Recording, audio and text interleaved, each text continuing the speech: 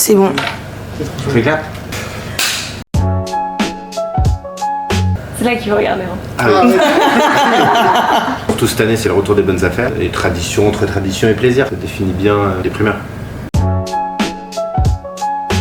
Auberger, le tertre blanc et la fitte. Je pense que c'est juste tertre blanc avec un assemblage assez particulier, mais du vionnier dedans, c'est super. Auberger qu'on allait visiter il y a quelques semaines. Exact. Et tu parles beaucoup du Rosan Segla qui a fait un super millésime cette année. Monrose qui a un véritable coup de cœur de la presse et coup de cœur perso, je pense. Et les Carmes aussi arrivent à faire une baisse de prix assez impressionnante depuis le millésime. Je pense que c'est un coup de cœur pour toi et pour nos clients actuels. Et la Fitte, on a eu la chance d'aller goûter directement au château, qui est un grand classique, mais qui cette année se démarre avec un prix assez extraordinaire. Un grand millésime frais et qui va être prêt à boire plus rapidement que les derniers millésimes. Fleur cardinal parce que c'est très moderne, plutôt humoristique, un peu à ton image.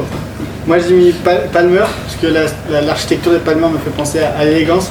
Et Mouton parce que comme tu t'occupes des primeurs depuis bien de belles années, comme les étiquettes, tu dois faire face à chaque millésime différemment, comme les étiquettes de Mouton.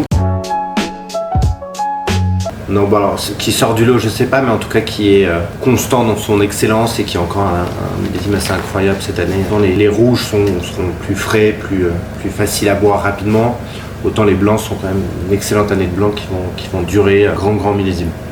Et moi-même constat avec l'arrivée au Brion blanc, on l'a dégusté au Château La Louvière lors de la semaine des primeurs, appellation Pessac-Léognan, et j'ai été assez surpris par cette note de fumée et oxydative qui en ressort.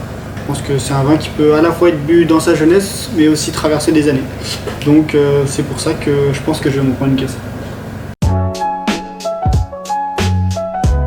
Voilà, je crois qu'on est d'accord. Ouais, millésime assez incroyable pour le château de Ferrand, qui est stable depuis pas mal d'années, qui est le premier millésime en bio, qui a refait complètement son étiquette. Donc ce sera un millésime un peu de collection, une bouteille assez extraordinaire, la caisse bois aussi. C'est un très grand vin à un prix vraiment raisonnable. Ça sera moins de 30 € il me semble. Ouais. Châtelet Conseillante, on est allé directement au domaine avec le directeur technique qui nous a fait visite et une dégustation. Moi c'est un vin qui pourra passer des années sans problème avec pas mal de structure et aussi de la finesse. Alors c'est une question difficile, mais effectivement les Carmes pour moi sont un des vins qui vieillira le mieux. Avec tout le travail que fait Guillaume Poutier, tête de la propriété, c'est des vins qui se démarquent. D'ailleurs c'est le best-seller de la campagne chez nous. Et ce sont des vins de plaisir dès aujourd'hui, mais qui ont une structure, une profondeur qui permettra de se conserver vraiment longtemps.